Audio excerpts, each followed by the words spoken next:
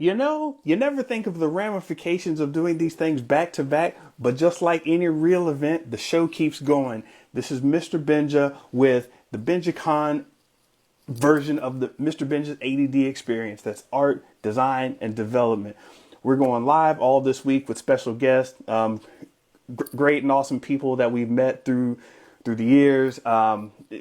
Getting great discussions about creativity, development, and these are the kind of discussions I used to have during my time in the con scene.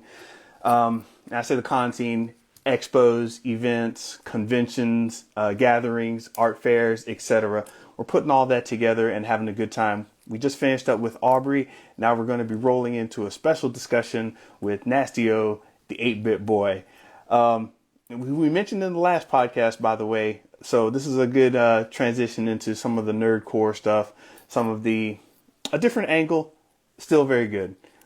Let's see what's up with Nastio. Boom. I love this live Instagram thing. Totally didn't know it was going to happen this way, but it did.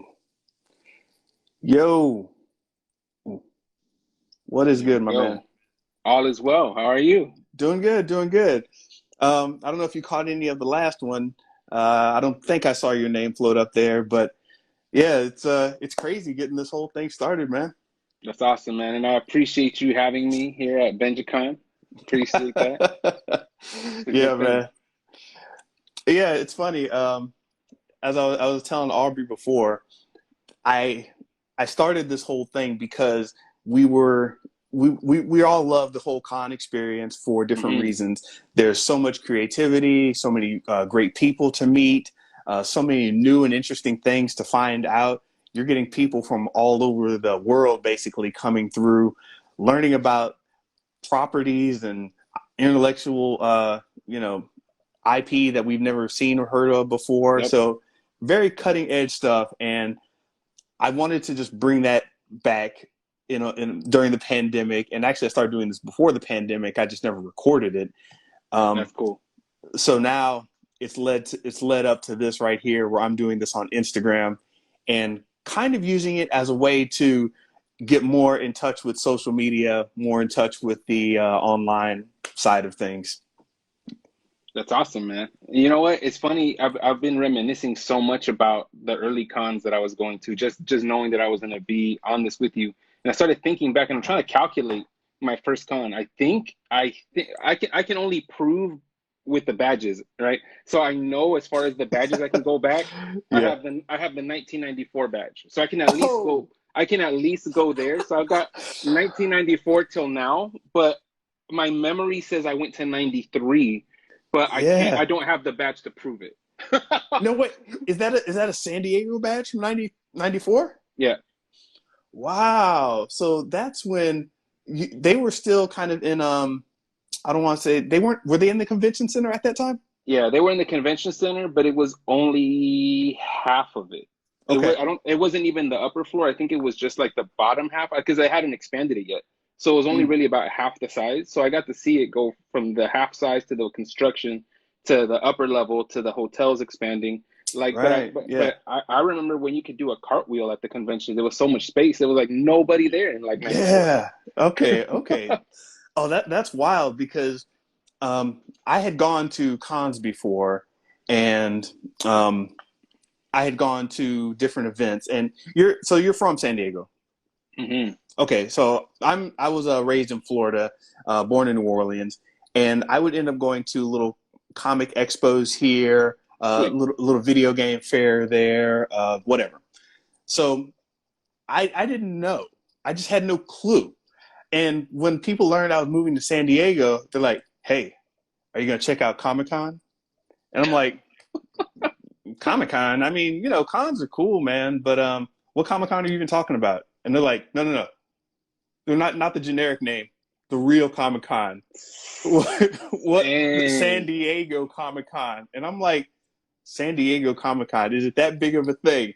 This is. I'm sorry, I just had to put it out there. This is me being ignorant at the time, just getting to San Diego, just getting to San Diego, and kind of fell off the scene just a tad bit. And I start looking up the Comic Con thing, and they're like listen, here's the process. You register, you get your hotel, you do this and that. And there are all these links, and I'm like going down this rabbit hole of, oh my God, what is this? What have I been missing all this time? Oh, that's I'm think, crazy. yeah, I thought it was just the same thing from other cons in other cities.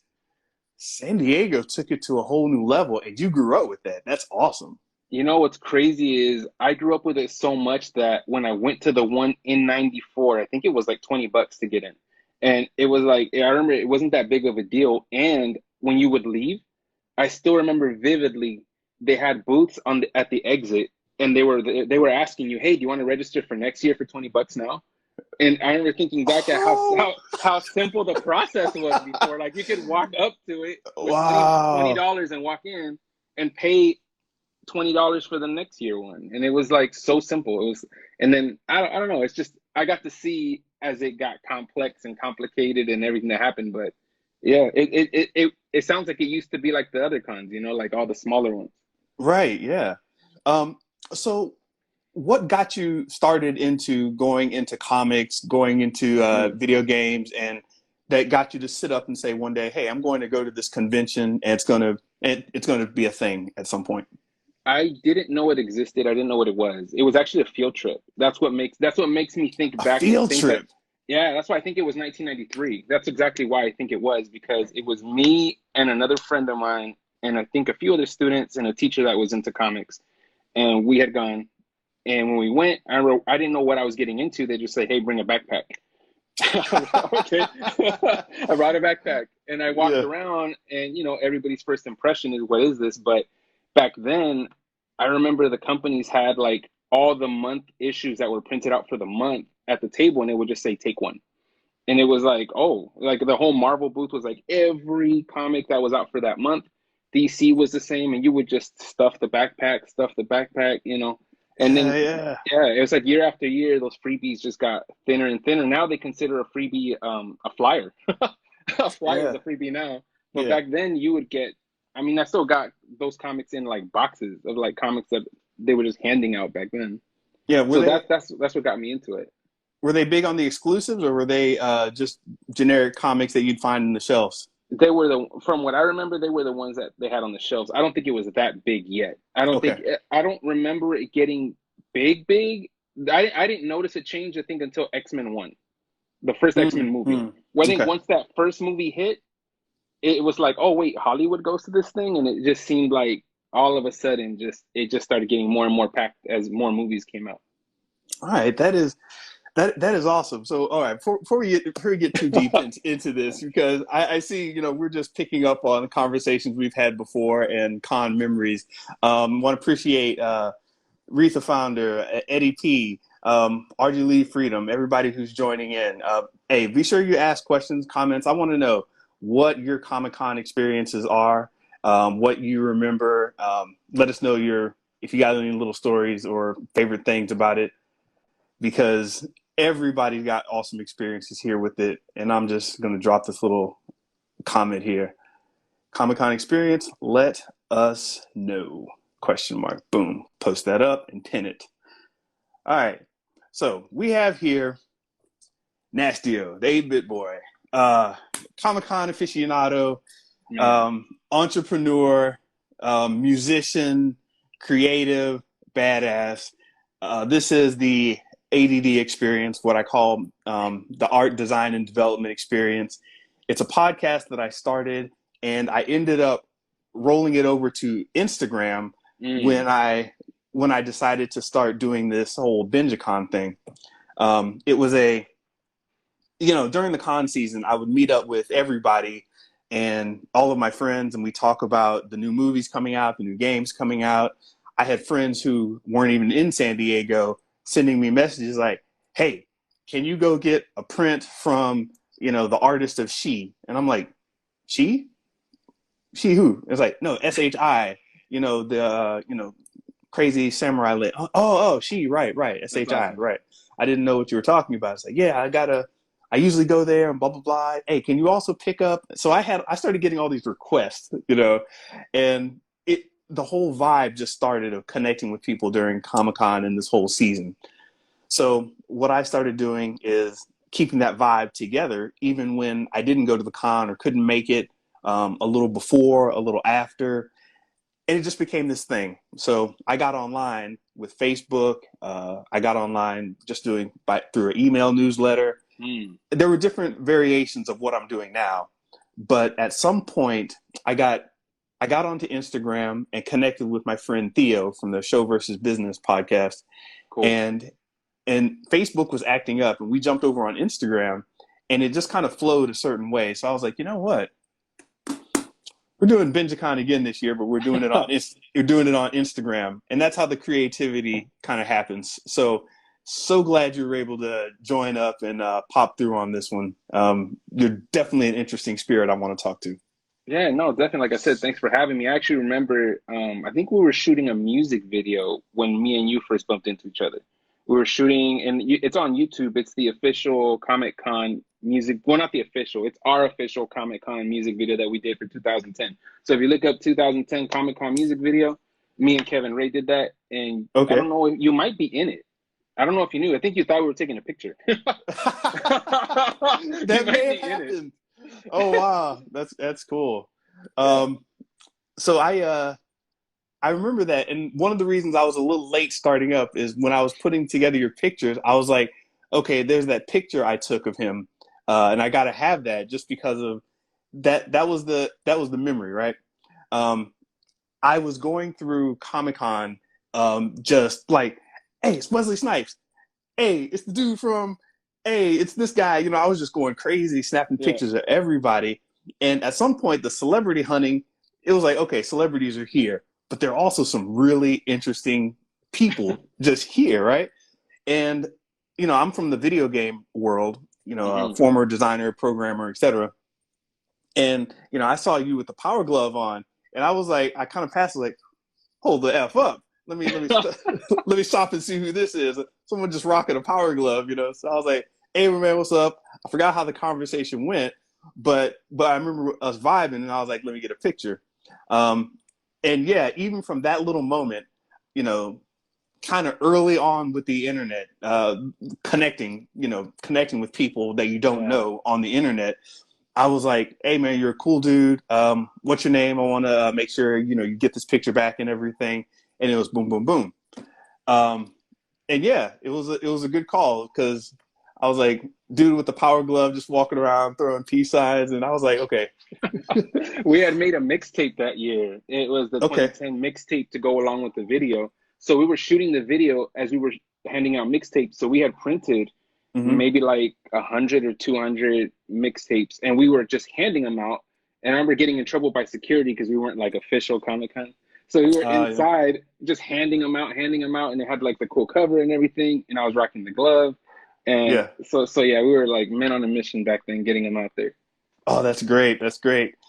Yeah, I remember. You know how they had the garbage cans, and they would they'd have the flat top and everything. And like, hey, don't put anything on here. Um, there was one of these garbage cans, and I remember just like Mm. clearing everything off the top of it. It was like some Comic Con stuff. I cleared everything off the top of it, put up some of my flyers, opened up my backpack, and was like, "Hey, 8-bit cubits, we're the new shit." And started doing that. And people were like, "Oh wow, you seem official," and I'm like, "No, I'm not, but okay, let's go." And I love that spirit, man. So I guess game recognized game right there. That's awesome. That's actually, and a clip of that is in that music video too. We got like a crowd around us as we're handing out CDs and all that. It Yeah. was cool times, man. It was definitely was. I actually didn't, it was interesting. I think back then I didn't even really know what Nerdcore was. I didn't even know it was a Mm. thing. Um, Oh, so you were I just doing it? I was doing it not knowing there was a scene, so I thought I was the weirdo. I thought I was the oddball because I grew up in a city where all the rap was aggressive or like gangster rap. So for me, I was like, I'm taking a big chance here. I don't think they're gonna like this where I'm from. But I was Mm. like, I'm gonna do Mm. it. I'm gonna do it anyway. So that's why 8 Yeah. Bit Boy, the album, had an interesting fusion where it wasn't all the way nerdcore. Yeah. It Yeah. was like street with a little bit infused of that because I didn't know if they were ready for it. So I went there, and a friend of mine, I don't know if you know Kristen Perez. She has a Game Meets Girl. It's like her blog and her website, and she's the one that told me was like, hey, they're doing this concert and it looks like a nerdcore hip hop style concert in San Diego. You should go." And I said, wait, that's a thing. So then I go, and that's where the first time I see, like, I think it was Random was there, Yeah. and Lars and a few other guys were there. And I remember I walked in and they had all the arcades. Yeah. I don't know if they had them on tour, or if they were just there, but they had like 80s arcades everywhere. I saw merchandise Yeah. everywhere. We brought And then, that. okay, so you know what I'm talking about. So Yeah. Yeah. it messed me up. I remember I saw the guys hit the stage, and I'm thinking, how does a crowd react to this? And then I just saw the crowd like animals to the music, and I'm like, wait, there's a scene for this? It's kind of like Yes. it's almost like a mutant in the Marvel universe thinking he's the only one, and then he bumps into the X-Men, and you're like, wait, Wait. there's a group. Oh, there's all this. Yeah. Messed me up completely. So ever since then, a lot of respect for those guys, because they definitely opened their own door. Yeah. Totally. When I ran into him, gosh, it was yeah, Lars ran, and several others. Front a lot, I think, was there too. Um, I didn't meet Front a lot right away for whatever Mm. reason. I missed meeting him. Um, but yeah, there were quite a few. Doc Awkward was the other one I Hmm. was thinking about. Um, so I was out on the once I hit the con scene, I was like, oh shit, all these ideas I have, there are people I can find, and that's what got me kind of into my whole marketing and networking thing Mm. from that early point. And I was jumping around, like meeting people, talking to people. And Raphael, I don't know if you ever met him in any of our outings, but he used to come to those events too sometimes. He said, "Hey, there's somebody who's looking to meet you and likes what you're doing with the art and the video game art scene." And it wasn't just my art at the time; it was like a collective. I was bringing a lot of artists together. That's cool. And so he was like, "Hey, I know somebody who wants to meet you," and it was Aubrey from the Marrow doing the Nerdcore nights. And so Mm. we were like, we hooked up. We were like, "Oh wow, this is cool. Let's talk about some things." And I started bringing art to the events. The whole GamerCon thing with the 10th Street Theater, we pack up a bunch of retro machines, bring them out there to the show. So it started this Mm. whole whirlwind of energy, and and yeah, my mind was just blown, and that was part of my con experience early on. So this was so mind blowing to me, and like you were saying, being the weirdo, I had family members contact me like, "Benjamin, what are you into? Um, where are you going with all of this? You're supposed to be out there doing work on computers," and I'm like, Nope. "Yeah, this is see, it was wild." And real quick, I just want to thank everybody. Let's see, we got some responses here. Uh, Kingpin didn't even know ADD experience stood for art design and development. Yes, we add experience in that arena. That's what we do here. Mm. What's the best Comic Con you guys went and what year? Do you have an answer for that one? You Best know, Comic Con? it's messed up because they got bigger and bigger and bigger, and I hate to say the first one because I think everybody probably feels their first was their best, but for me, it felt that way because it was more intimate. Like, Mm. there was a point where, what's his name, Matt Groening from The Simpsons. Yeah, He was there and accessible. You could just walk up to him at the table and ask him to draw you something, and he drew me a Bart Simpson and a Homer Simpson. Like, yeah, yeah. you were just able to walk up to people. So I think those early cons were special, being that the lines weren't really a big deal. Right. It seemed like people were genuinely there for the books and genuinely there for the art. So they weren't there for the celebrity factor back then. At least that's what it felt like. Yeah, I get that experience too in a different way because by the time I got there, there was a fair amount of celebrity, and I think that I saw the turnover when Hall H and the Marvel movies became a thing. Man. Because I remember hearing about Iron Man and was like, okay, whatever. I mean, it's going to be another Marvel movie. I'm cool with it, and I want to see that. But I didn't know the gravity of the situation that was bubbling up. So yeah, when they started showing all these, high profile actors and production companies, and they're putting all this money behind it, but it's still kind of accessible. I'm like, wow, okay, this is crazy. This is wild.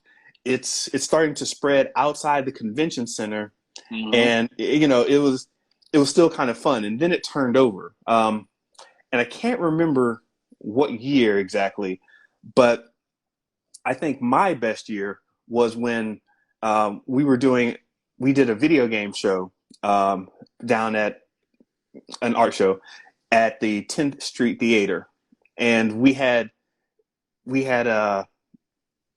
Tiny Nightmare, El Gun Ligro, Mm. MC Lars, and oh gosh, I forgot his name. Sorry.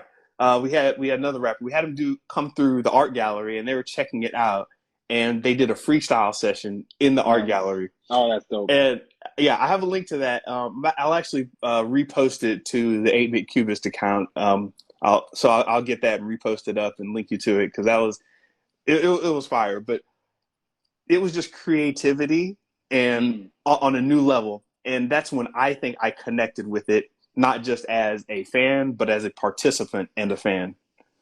Don't know what year that was, but that was my favorite experience there. I feel like I heard about that particular thing that you guys put together. I feel like that was something that I either saw, might have walked past, something. That the names all ring a bell for Yeah, something live. yeah. We had it was the downtown time, and people Hmm. downtown at the current time, before it was crossing over into the Marvel thing, they still kind of didn't, I don't want to say like, but they were like more annoyed by Comic Con than anything. It's like okay, I have a fancy restaurant, and here comes Superman and Lobo, and they're gonna sit down and eat in my restaurant. Are you kidding me? But okay, whatever. They kind of tolerated everybody, but they didn't get Yeah. it. They didn't get the gravity of it. So at that time, we had access to the 10th Avenue, 10th Street Theater, Mm. and we were like, "Hey, you got space up here? You mind if we do an art show? There's going to be a this and that." And we put together this whole thing, and they're like, "Oh yeah, we want to use our space. We want people to get involved in the theater." And in the back of my head and our heads, we're like, "Yeah, I'm not so much thinking about theater and the classical kind of plays and things that they were doing. We want to do some video game plays. We want to do a presentation. We want to do panels and things like that." And they didn't really know what they were getting into, because they didn't know the con vibe that was happening at the Mm. time. So yeah, we put on that event. It went crazy. People were just like, hey, it's going to take me a while to get down to the con. And I'm on Twitter like, hey, it's going to take you a while to come down to the con. On your way down there, past the parking lot, stop by the 10th Street Theater. Hey, Ah. and I was just gritty and grimy on Twitter, just hitting up everybody. Boom, boom, boom, boom, boom. And it's early Twitter and everything, and somebody's like, "Oh wait, they're actually responding to me about something I said with this SDCC hashtag. Okay, Mm. sure, I'll stop by." Solid. And yeah, it got crazy, but that was my favorite year, and yeah, I'll post the link up. It was awesome. Definitely, man. I was, Comic Con 95, maybe 95, 96 was the first time I saw Classic. The Sony PlayStation, man. Yeah. I saw they were like debuting the PlayStation at Comic Con, so it must have been 95. And they had it there, and I remember getting my mind blown by Parappa the Rapper for the first time. I was like, what is this? Oh, the onion head rap guy. I forgot his name. Oh man, Chop Chop Onion Chop Chop. Master. Yeah. Man, that never left my memory. Just seeing Parappa, and it's crazy seeing Parappa's making a comeback now because of a game called Friday Night Funkin'. You heard of that? Haven't heard of that one. A bunch of kids are playing it. It's a music game. It's like an Android PC kind of game that you could play. It's music. Okay. So because of that game, like kids are now being introduced to Jammer Lammy and Parappa the Rapper Yeah. because it's a similar type game, and Mm-hmm. they're getting hooked on it, and now they're just discovering those other music games from before. So, but it takes me back because I remember that was the first time I saw a lot of the regular PS1 games. What Battle Arena Toshinden? I remember that messed me up seeing Dang. that. Yes. Yes. Old school, man. That's classic. All right, we got Eddie P over here. He's going to be on later this week. He says, one time I went to the Batman booth and asked for a little art on a postcard from the guy at the booth, and he says it isn't an animator. But he drew a Batman for me and signed it. Kevin Conroy. That kind of stuff can only happen, like, like how rare is that drawing? Yeah. Saw a guy at a booth. It's like, hey, what's up, booth guy? Can you draw Batman for me? Yeah, I actually did something like that once where the line was too long. So I just kind of stood next to another booth and was like, hey, who are you? Hey, what's up? How you doing? Sign something, put it in my backpack or my obnoxiously large bag, at the time, and then just go about my business and later on find out it's from somebody awesome. Kevin Conroy, that's pretty amazing, Eddie. Beyond cool. Jay Kingpin. For me, it was a great vibe of people in Hall H trying to get into the Game of Thrones and Naughty Dog panels. Yep. Yeah. Oh, that's an interesting point. For a lot of people that couldn't get into E3, it was a closed industry event. A lot of people that couldn't get into E3 or couldn't make it out to PAX or Penny Arcade Expo or any of the bigger video game productions, Comic-Con was that entryway for the public, for the non-game industry public, to get in and see video games, to see these demos, to meet with the developers and things. So, yeah, that's kind of interesting because I was used to it, but how did that experience hit you? Because I don't know, maybe you were into industry events, but I don't know. It was the first for me. I mean, I did smaller cons in the area. There was one at the Scottish Rite Center here in San Diego that would happen every few months. But I went to E3 because I was a manager at GameStop for a while downtown in Horton Plaza. So because of that, I had access to it. And an interesting story, I actually wrestled Roddy Piper at E3. Done.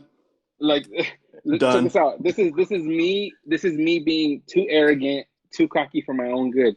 There was a line to just get an autograph by Roddy Piper. This is bad. This ends really bad. So I go up to Piper, and he was doing just an autograph session, and he had already retired by then. So then I go up to him, and I'm like, hey, and I leaned in, and I was like, hey, how about one more match, old man? One more at a retirement. And he like looked at me, and he like laughed, and then I'm like, look, I'll even lay down flat on my back. I'll let you put a foot on my chest, and I'll still kick out and pin you. One more. And he was like, all right. He gets up, and mind you, this is in front of a lot of people. So he goes, all right, I'll take you on. Get down. So I'm like, oh. So I get down on the floor, and I'm like, cool. So he's putting his foot like on my chest, and I'm like, oh, this is a cool photo op. So my brother's recording this on like a old school CD recorder. Oh, wow, right. Yeah. So he's recording it. I'm on my back thinking, this is cool. And then Piper looks at me and he goes, you ready? No, I'm ready.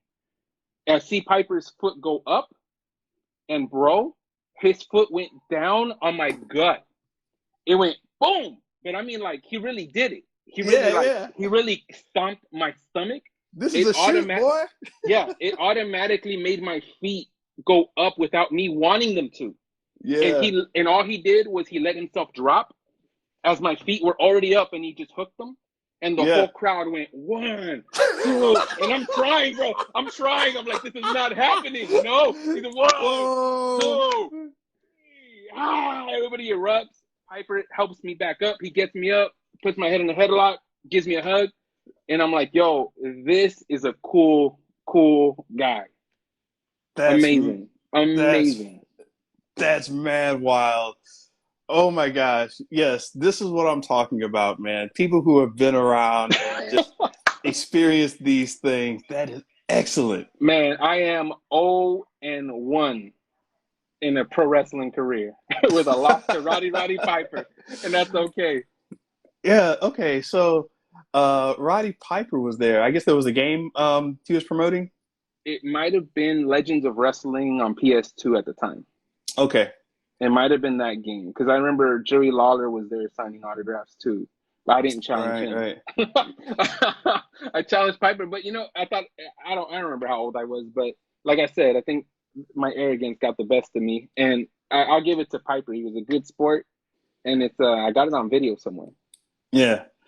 See, that's, you know what? It's really important, just to get into the whole seeing creators for who they are. I think when it gets too big or too blown out of proportion, you can't Hmm. really relate to them as people. But when it's a real small thing, um, it's kind of interesting. There's a guy who used to run he had a late night talk show, and he was standing outside of Hall H. I forgot his name, Mm. but I was like, "Hey, guy, what's going on?" I didn't remember his name. I don't remember his name now, but I remembered his name and called him. I was like, "Hey, how you doing?" I wasn't trying to be too loud. Didn't want excess attention. And I was like, "Hey, what's going on? You enjoying yourself?" He's like, "Oh yeah, yeah, yeah. It's really packed, and I got to get going. And they said a guy left, so I may be able to get his seat. So I'm not trying to cause any ruckus here." I'm like, "No, no, you're a cool dude." And we just started talking and chatting it up. And as I said, this was on the verge of when it became crazy, and Mm. these celebrities weren't afraid of these Comic-Con misfits and No. people in their inhalers. That's what it kind of. I'm making a joke about it, but you know what I mean. They Yeah, weren't yeah. they weren't intimidated by the crowd at this time, and they could just, Wesley Snipes was walking through, Yep. and like, "Hey, how's it going?" And it's like, "Cool, man, cool." Little bit of a crowd, not too crazy, Mm-mm. very very manageable. They didn't need Um, any type of security back then. They would just walk around like it was nothing. right, exactly. So in that moment, so you had been doing, I guess you had been doing music before, and you Mhm. brought it to the con, or how did you get into music and creating like that? So we're talking like it's really interesting because I had a random calling. I wasn't really into music in high school or anything. I Mhm. wasn't really all that into it, and I was just channel surfing one day, saw a music video on scrolling past BET, and it happened to be Master P's "Make 'Em Say" out of all videos, and Mystical was on the basketball hoop Yeah, rapping, and I looked at my brother and I said, "I don't know bouncing. what this Yeah. is." I'm like, "I don't know what this is, but I'm gonna do it one day." And we started talking, and it was weird because it was like we went into plan mode. I was like, "You look, I don't write, I don't rap, I don't do any of this stuff. How long you think it would take us to get to this level of like putting something out?" So we started calculating how long it would take to actually do something like that. So we gave ourselves 5 years. I was like, in 5 years, if I practice at this thing, I'll be good enough to release something. So I went through buying. If you remember when CDs used to come out at the warehouse in Circuit City and all that, so to me that was my homework. I would go there every new release Tuesday, or I think it was or Tuesday or Yeah, Friday, and I would just get Tuesday. right whatever CDs you guys have that are new, that are good. I want them, and I was getting them just to study like the texture of the voices, the patterns, the way they rode the beat, and I was studying them like you would study a profession, and I was really trying to figure out a cadence or like what they were doing, and it was like CD after CD after CD for like years, CD after CD after CD, and I wasn't even thinking about a style yet, and it Yeah. just developed into something over time. But that's how I got started. Then I put a group together here in San Diego. A guy named LaBeezy, a guy named Hustle Mac. So we started as a three-man group. Then there was a guy named Mac Villain, who was already an established rapper in San Diego. So I Mac Villain Yeah, I had two remember him. albums out at the time. Yep, he was doing his thing, and I approached him about doing a group together. So he became the fourth member of that group. Fast forward to today, I mean, we released a group album. I released my album. And as of last year, me and Mac Villain became 50-50 business partners with my label Sky Tower Records. And we just signed a deal which gives us distribution through Virgin Music in the United States and Universal Music Group internationally. So Nice. this just happened as of like last year, October, and we just released our first artist that we signed, Kevin Ray. You might have seen me promoting Kevin Ray's music. Hmm. We just released him the last week of April, I believe. So now it all came full circle, and now we're about to release a brand new group project after all these years. Now we're coming back to that. So all within all of that, um, Yeah. it was more like the street sound or like the more aggressive music, and then somewhere in there, once we all started doing solo projects, like that memory reminded me of what I used to do when I was a kid. And Yeah. when I was a kid, I used to hook up a regular Nintendo with the AV cables with the yellow wire Yes, and the yes. no, not the yellow, the white and the red one into my dad's cassette player, and I would get a regular cassette and I would turn on the game that I wanted, Yeah. make sure I didn't press anything. I didn't want anything interfering with it, and I just wanted to capture the music. Yes. I didn't know video game music would eventually be a thing. But Yep. when all my friends were listening to regular music on the radio, regular hip hop albums or whatever, back then, even before I started doing that, my very first thing I fell in love with was video game music, and everyone thought I was weird for that. Yeah. So it came full circle and thought everybody always says in hip hop you have to keep it real. You have to keep it real. Yeah. It's like, well, for me that is that keeping it real. So I'm No, gonna find a way to infuse that somehow. that's awesome. And I remember, and this is great. I'm getting the creative side, and your story is a little interesting because it seems like it started more from a I don't want to say a business side, but you're structuring. A lot of people start with the creative, Mm-hmm. the artsy part, and then end up with the structure to make that art go somewhere.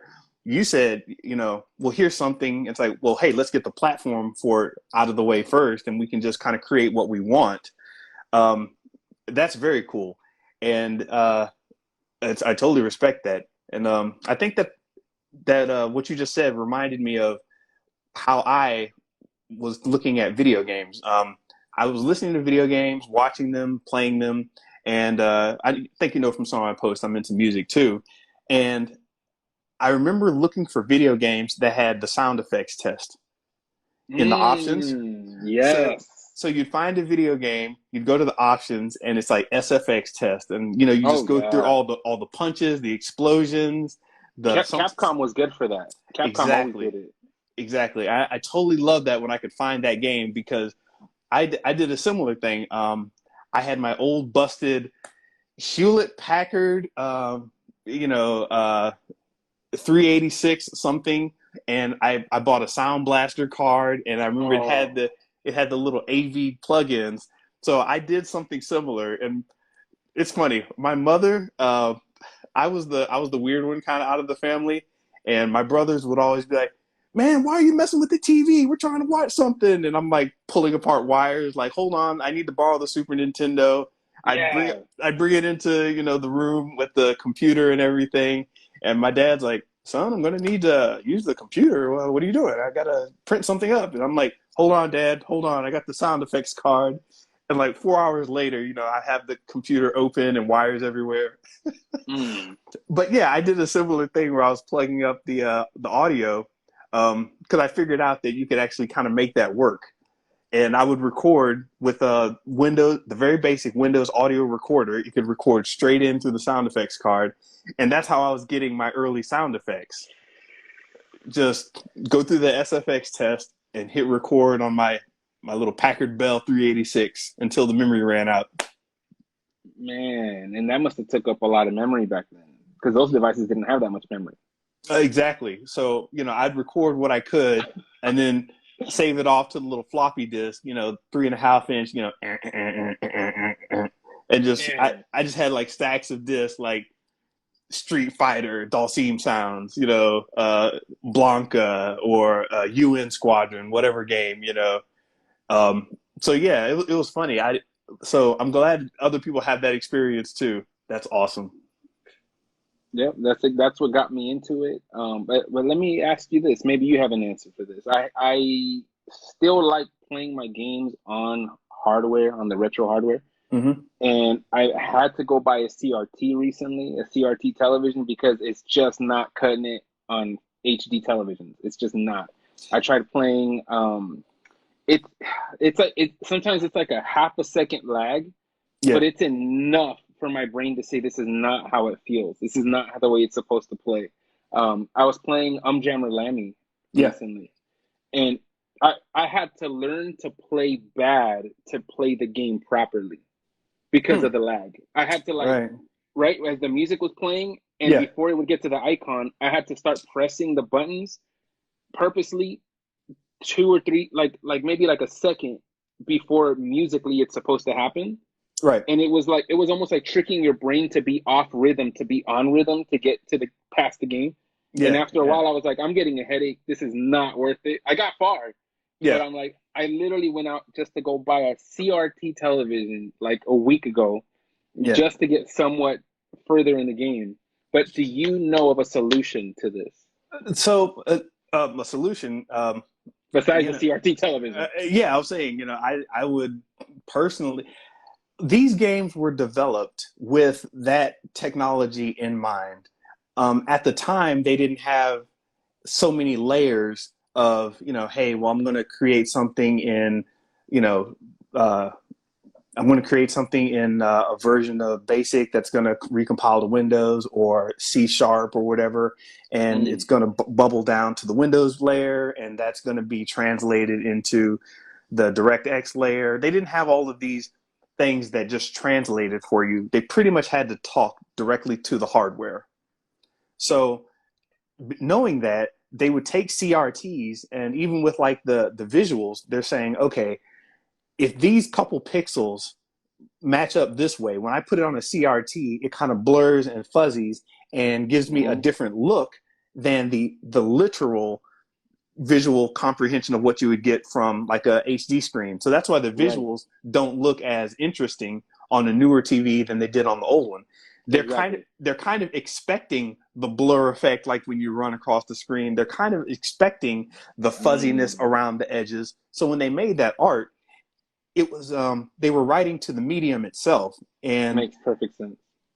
it's really difficult to translate writing directly to that medium because it's physical. It's like, yeah, you're dealing with the CRT, and the cathode ray tube technology was different from what you would expect with all these different software layers. And yeah, nobody's thinking of how does this look on a Samsung TV. It just you just kind of kick it out, and you're like, okay, yeah, that's what I was expecting now. So my solution: find a good CRT that's not too heavy and won't fall over and break. Uh, But I had to toss the one I just got. I just got it, and it was crazy. It had its own issues, so that's out now. So I'm on the hunt for a new CRT. all right. So let me ask you this: you're interesting to me because you found a way to roll your creativity and your entrepreneurship kind of together as one. And I see you having fun with entrepreneurship, marketing, Mm, sales, branding, etc. In a way that I don't see for a lot of creators, myself in a lot of ways included. It's actually work. It feels like a headache. It's a burden. But you seem to have a lot more fun with the marketing, sales, branding side of things. How do you feel that in your head, or can you give us any insights on that? I would have to blame Master P again Mm-hmm. because I saw to me it looked like he was having fun doing business and somehow the music too. Now, I will say P was not the most talented artist, but he surrounded himself by a lot of great talent. But it seemed like he was having a blast, and to Yeah. me, I just gravitated towards that. And even now, when I think about it, because now I read books on business and personal development, I didn't realize what was making me gravitate towards his music is that he was hiding a lot of that in the lyrics. Like now you go back Yes. and listen Yes. to it, even though everybody else on the music was rapping about drugs and street hustling, P was slipping in personal development stuff in there, and I didn't realize why I was gravitating towards his style, Yeah. even back then. So now that I go back and listen to it, I was like, he was really, really trying to give you the formula if Yeah. you were Yeah. listening, Yeah. right? So I think that influenced me a lot. And then if you looked at the No Limit CDs back then, Mm-hmm.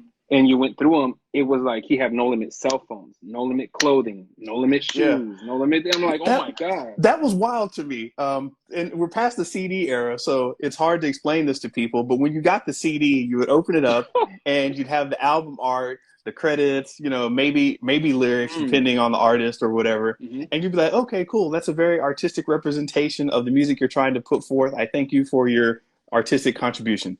You got a Master P album. It was like, hey, listen, I'm Master P of No Limit Records. We also do this, this, and this. We've Yeah. got these T-shirts. Make sure you check us out. We're from New Orleans, Louisiana. Blah blah blah. Here's the address to our studio. And I'm like, wait, what is all this? This is Yes. That messed me up. And it was like it was like he looked at CDs and artists and treated them like comic books. Because at the end of a comic book, Hmm. you knew what the next comic book was or who the next heroes Hmm. were, and who. And Yes. with No Yes. Limit, it was like Master P, and you opened it, and it was like, by the way, the new Silk the Shockers coming out, the new C Murder's coming out, the new Snoop Dogg is Yeah. coming out, and you were like, it's just like comics, and you were like, Yeah. wait, so let me get these that he's advertising, and then you would get those, and it Yeah. would connect to like other ones, and it Yeah. felt just like collecting comics. So I used to have a stack of all those CDs. Yeah. Totally. I mean, I was born in New Orleans. I don't know if you realize that. I didn't So know.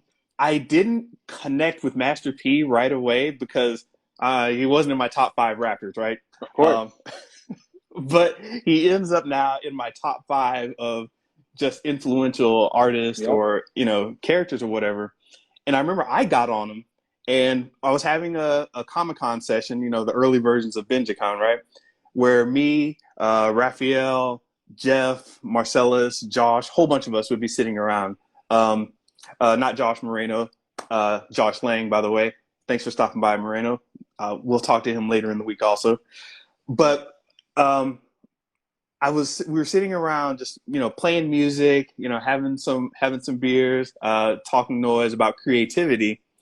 And I think at one moment, you know, um, Raphael was kind of like just staring at the ceiling, and he's like, I don't really get this music, and I don't get the art style, the pen and pixel graphics that they used to Mm. use. I don't really get this, but they're really doing something interesting. And these are the creative discussions we'd have, right? And we were like, yeah, yeah. And we kind of went on to the next subject, and he's like, no, no, no, hold on, let's go back to Master P, put that back in. And we're like, okay. It's like, no, there's something here, guys. And we just kept on playing and vibing off of it. And suddenly he just like stops and is like, wait a minute, it's No Limit Records. It's No Limit. This guy's on some other Yes. positivity building kick, and and we're all looking at him, drinking beers, like, yeah, no limit. That's the point. I mean, because we were used to the music at the time, but we didn't take it as anything um, unique. But when I saw it, ping in someone else's head, I was like, oh, that's how the art looks to somebody who's not familiar with the area, not familiar with the music, Mm-hmm. who it's just not their vibe at all. And it gave us a whole different appreciation. So, I love that you had that appreciation early. You were able to see a different way of creativity and having fun with it all. And you kind of blended that into your music, as you Mm-hmm. said, coming through. So, um, with that, you also have the Sky Tower click. Yep, that's the group I was talking about. Actually, I have a little canvas that I don't know if you can see it here. That's the group right there. Boom, got a canvas. So that's Mac Okay. Villain, Hustle Mac, and then obviously myself. That that's probably coming out September for the new group album that's coming out. When I do that style, originally it was like I said, it was more street style for me. Those guys still stuck to that style, but for myself, I started incorporating a little bit of the nerdcore into this, even though it doesn't fully match. So I'm finding ways of doing like stuff that has double meaning. That it can sound street, but if you know the nerdcore stuff or you understand gaming, then you'll know I'm talking about a whole nother thing, even though it sounds like I'm talking about another thing. Yeah, So yeah, I try to exactly. find a way to like play that to where no one really feels alienated. Like both styles will just hear it and just take it for what it is. No, no, I get it. It's like Photoshop, man. Layers. Mm-hmm. Mm-hmm. So with currently, we're kind of in this pandemic, we're in this weird time with media marketing, putting ourselves out there. What do you um, I'll go with this part. With the Comic Con at home, you were one of the people that kind of you embraced it, and Totally. I love seeing those pictures. I was like, oh, this is great. He's got the blue and yellow balloons. Man, Oh, I still got part of the exhibit hall here. I still haven't yes, even taken it down yet. You know, I still got that. I still got just about everything. Last year's badge, this year's badge, like everything, even from the yeah. announcements. I don't know if you saw that you could do that. I had a Bluetooth speaker set up outside, so when my daughter and family came over, Mm-hmm. it had the official Comic Con announcements that they play at the convention center. So I turned it up Oh, and it was like, wow. welcome to Wow. San Diego Comic Con. And it was like, as you come in, show your badges. Well, like every announcement that they had, Yeah, yeah. I was obnoxiously playing all of them. I even had my room set up as the exhibitor hall. So there was an announcement. The Yeah. exhibitor hall will be opening momentarily. The exhibitor hall is not open. So I was doing all of it. As Oh, much as I that's could great. like make it feel like Comic Con, I was trying to do it. You are making very good memories for your family. That is excellent, man. I really Appreciate that that. that's the kind of stuff. My dad used to do that, and I didn't take it as seriously as a kid. When I was like, yeah, whatever, dad's just doing something. But then later on in life, I start to realize how special some of these things were. Like, so I think you're, making a mark on your kid, and definitely your family. And people online who are seeing it, it's really important, man. So I applaud you for that. Appreciate it. I even tried thinking about treating my home as the convention center, and I remembered, well, look, the Marriott has its own exhibit hall, and then Yeah. Petco Park has its own. Why don't I do that? So then we did the Comic Con at home thing last year when everything was closed, but I realized that comics and stuff was still open. So I said, well, let's get in the car. We're gonna go to the comics and stuff exhibit hall. So then I drove Mhm. down there with my daughter, and we walked around comics and stuff in El Cajon, and then it really did feel like Comic Con because the comics were all out, all the plushies, all the stuff that you would normally see there. Yeah, yeah, So Barnes and Noble did the same thing. Barnes and Noble had a Comic Con from home area, and they actually had some signage for Comic Con at home. So I was like, well, then let's go to the Barnes and Noble exhibitor hall. So then we would go yeah. over there, treating it the exact same way you would downtown, going to different places. I figured I'll use my house as the hub and find how I can recreate going to different exhibit halls, just driving a little bit and just connecting it all. That's That's pretty awesome, dude. That's some next level creativity, and it starts to get obvious when your creativity isn't a job. It's just stuff that kind of happens. Like, hey, well, let's do it this way, or hey, let's add this, or let's build this out, and it becomes a fun and creative part of your whole energy and vibe. That's excellent, man. That's excellent. Now, do you with the Comic Con at home? Um, do you jump in any of the other events like fandom? Do you connect with I don't know. There are other quote unquote events kind of happening online. I don't know how do you keep track of those? So what I was doing, for example, in my living room, I had the what would be considered all the panels, like the I guess the Hall H panel. So I would have the Comic Con channel running live Hmm. the whole time in the living room. So if there was like a Simpsons panel that was happening, I would connect with whatever Comic Con itself was doing. So I was trying to, and then I think in my room for a while, I don't know if you knew this, they had an the anime lineup, like the just like at the convention center where you go upstairs and they have anime like Yeah, later in the afternoon. They have that too. I think you can connect it to like Funimation or Crunchyroll, and it was already set up to the movies they want to play for Comic Con.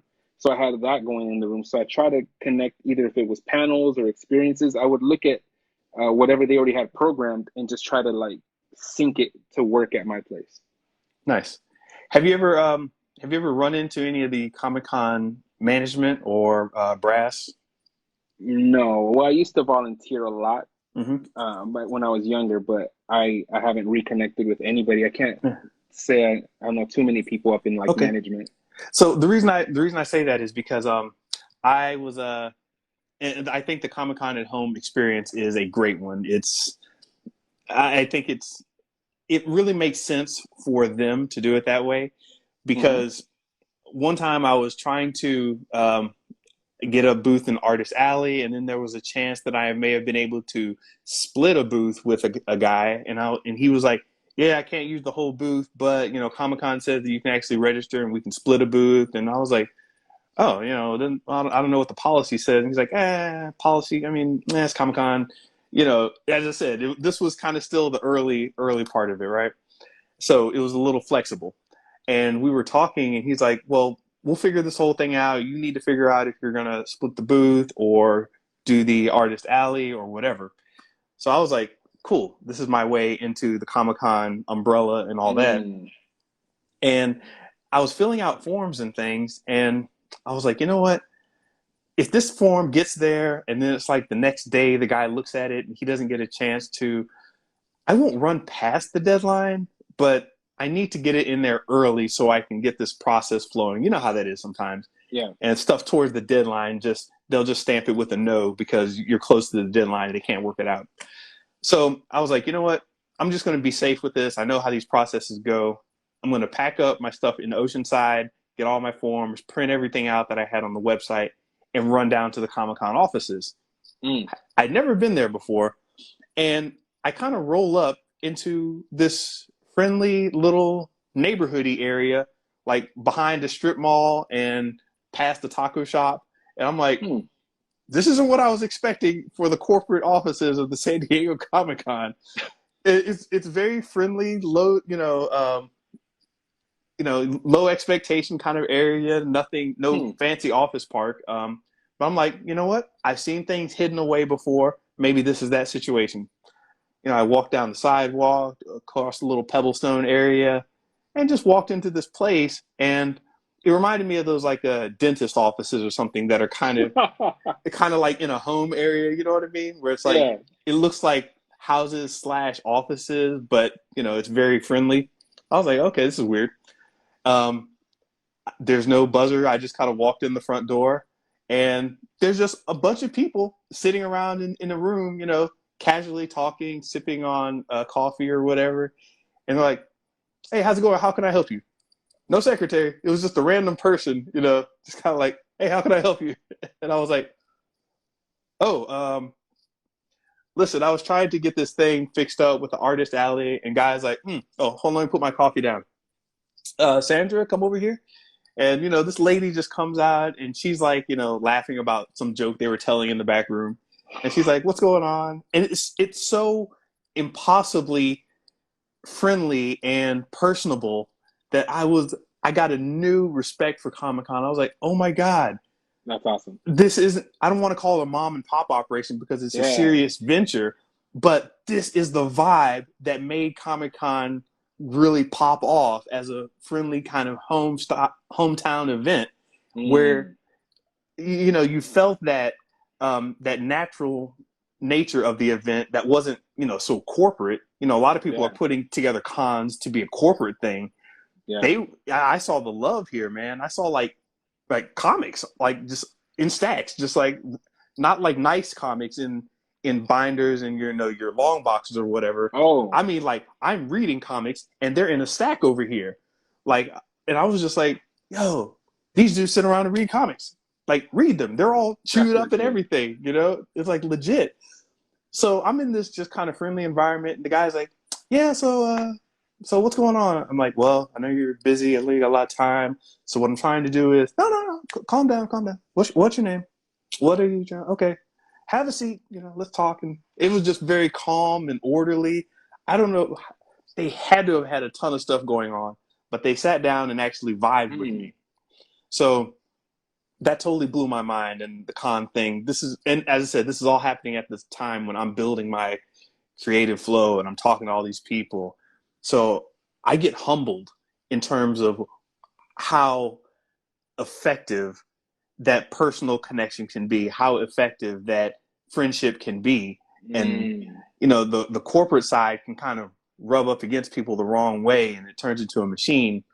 So I'm sitting here listening to them talk. The guy explains, well, here's the process. Here's what we'll do. We'll actually put you on the program if we can, like an addendum or something. Wow. And he's like, hey, listen, we just want to make sure everybody has a good time. Show up. We'll make sure you get the full badges for all the days. And, we're going to make sure we try to take care of you. If you need anything, your name will be on the list. So, we may not be able to give you the full con experience, but I'm sure somebody will drop out. I'm sure this will happen. And I was like, wow. This is the most beautiful thing I've ever experienced at this high of a level.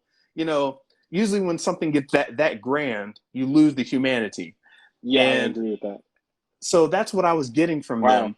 And they took my information, put it in a manila folder, wrote some notes on the front. And then Well, what's funny to me is like they didn't have a formal process. They just like, move something on someone's desk and put it down, and they're like, they'll definitely get that. And I'm like, will they? It's just sitting right there. It's like, okay. What if they put comics on top of it? How will I be? It's like, no, no, no. We look at all the stuff on our desk. It's very important to us. I'm like, all right. So I totally get I've never told that story, really before. But it was a mark that was left on me with the whole Comic-Con Mm, experience. And I'm glad that people like you, and some of the other guests here are keeping that vibe going on, just connecting with people, the humanity of it all. That sounded more epic than I meant it to, but just keeping that vibe going on. I think it's important. I'm glad you're doing what you're doing. appreciate it, man. It's been a blast. I can't wait. Supposedly, we'll see if they do the special edition in November, right? Right, That's what right. I've been hearing about. So tell us about that real quick. I heard some things about it, but you can go ahead. I hear rumblings, but from what my understanding is that in November it's gonna be like a weekend event and it's gonna be official. I think they made the announcement. I caught like the tail end of it, Hmm. but I don't think tickets are on sale, so I don't know how they're gonna do it yet. But my understanding is it's gonna be a 2-day Comic Con official at the convention center in November, and Yeah, it's gonna be called Special Edition. So it's not the official one that would have happened. It's just like a bonus track, and then next year we'll be back to business. bonus track. I like the sound of that. Yeah, man. So you've got to let us know about anything you're doing right now. I want to make sure that I catch all um, your current vibe and what people should know about what's going on with Nastio. Okay, so there'll be a new album at some point next year. Right now, the album is called RAD, RAD. It stands for Research and Development. So that's going to be the sequel, the spiritual or the actual sequel to 8-Bit Boy. So it's the upgrade that I'm going to have. But for that album, it's going to be now a deep dive on Nerdcore. So I'm going to go ahead for that album, finally just go all in, and just really just follow that vibe, that energy. We'll also be releasing a new album by Mac Villain, and you saw a little bit of New High Score. That's something also Yes. that I want to that we got one song done. I'm still working with Delano Sounds on that. I think it's in an EP at the moment. I also reached out to an artist in Japan about doing kind of like a small comic, like almost like a prelude to the album that's going to talk about a little bit about what the album's going to be about. Okay. Yeah. Let me know. Keep me informed. I'll be sure to push it out however I can and however is appropriate. So we'll make that happen. And That's awesome. one last thing. I want to make sure I kind of ask this question to everybody that comes on. With the current media landscape, with the current situation we're in, with interactivity, connecting, um, being more responsible for our own creativity, Mm. what do you think that creatives and or I think everybody's a creative, first of all. Hmm. What do you think creatives and or business types need to be trying to do in this new era where we're more responsible for our own media presence? Well, it's it's kind of complicated, but I will say, like for myself, I follow my heart. I don't purposely create music to single out or purposely offend or attack people per se. I'm taking people on a personal adventure or wherever that's going on in my mind. So I feel like even if it's aggressive, even if it's a certain energy, people are more seeing it as you're going on a ride as opposed to I'm talking to you. Hmm. Or as opposed to like, hey, this is directed towards you. It's more like come on this ride. So I don't know if that's something that's been challenging for people. It might be, but I think for me, I haven't had to come across very much that I've had to change what I do or how I approach music. It's more about come on this journey with me.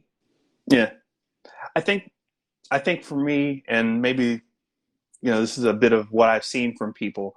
They find it challenging to, or they feel they have to do what people are doing on TikTok or Twitter. They feel they have to fall into this mold. And I think it's hurting their creativity when I believe there are many opportunities to create things in different ways. I think a lot of people are struggling with figuring out how to create, if that makes sense.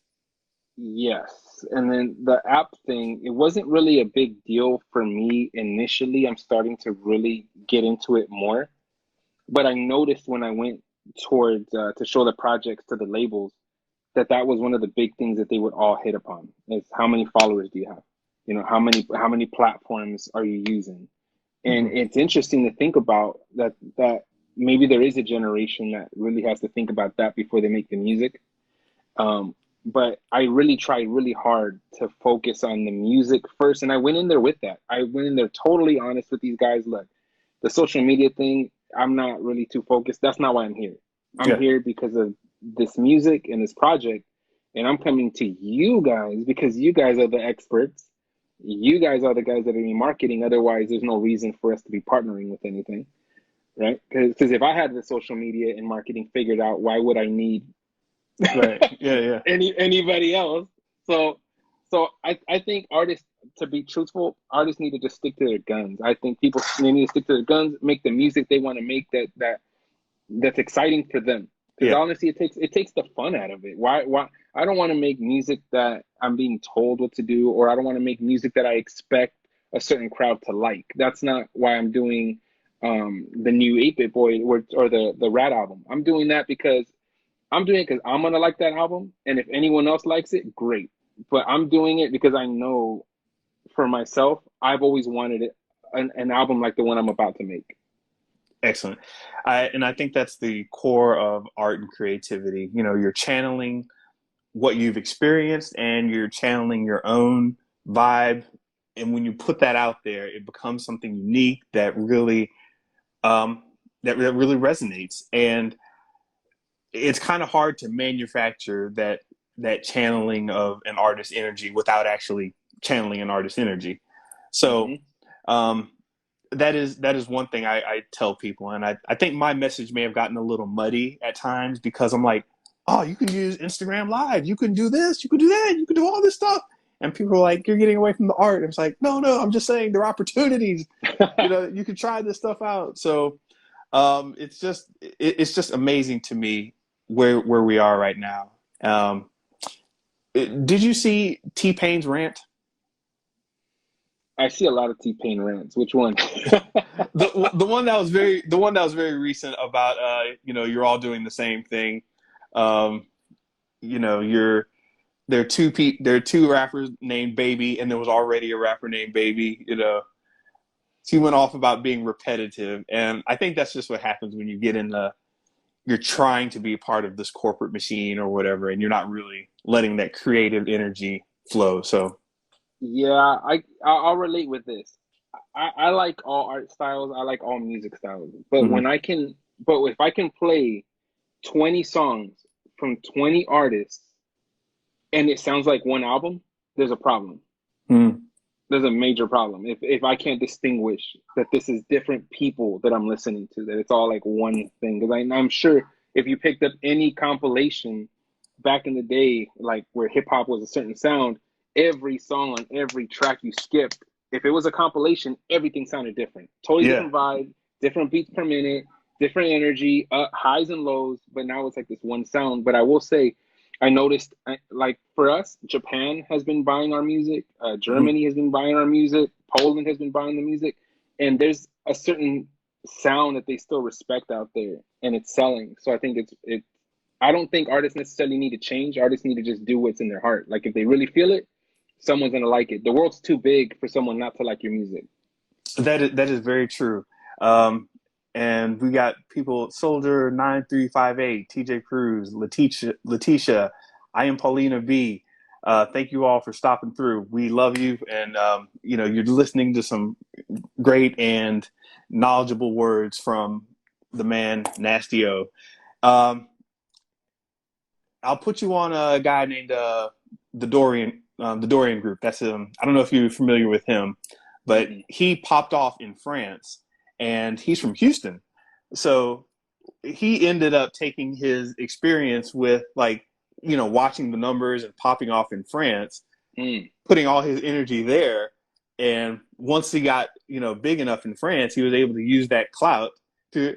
I thought he was in France. He was talking about France so much, right? You know, he's like, Oh yeah, man. France is doing this and that. And I'm like, is he a French rapper? He doesn't sound French. He sounds like he's from the South. And turns out he's from Houston, right? Oh But wow. he used that clout to then come back, kind of bring a lot of that clout and influence back to his home and say, hey, listen, I have something. So yeah, it's that creative flow. Once again, you don't know where it's going to come from. You don't know what your energy is going to bounce off of and resonate with. So man, I'm just glad that people like you are out here doing it and making good things happen. Appreciate it. So I want to wrap this up. Is there anything that you want to make sure that we cover or leave the people with? Well, if they want to keep up with anything we have going on, music projects overall, you can go on our official website, skytowerrecords.com. Skytowerrecords.com. And you'll see my past projects, future projects. We try to keep it pretty up to date. We got merchandise. I mean, everything you would expect from a record label, it's all in there. So it's me and Mac Villain's record label, skytowerrecords.com.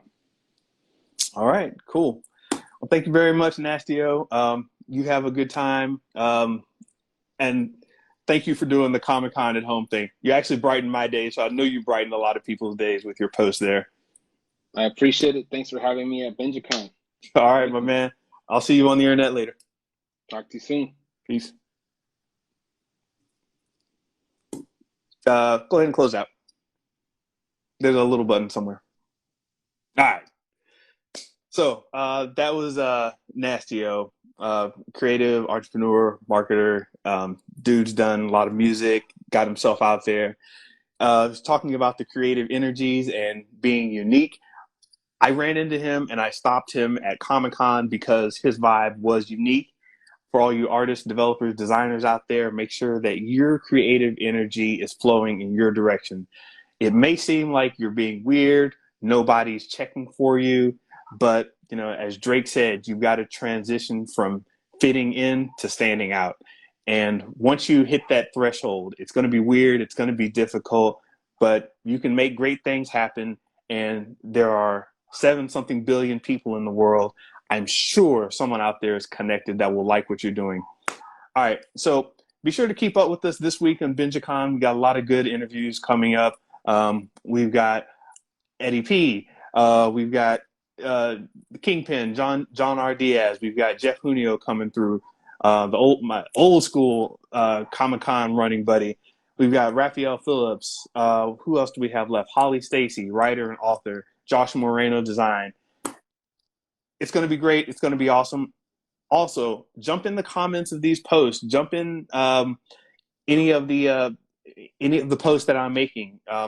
It's not just for the live. We want to keep this information. We want to keep this energy going, and we'll definitely get back in contact with you if you want to know anything about the artist or what we're doing. Let us know. That's going to be it for this one. I will see you tomorrow. Peace.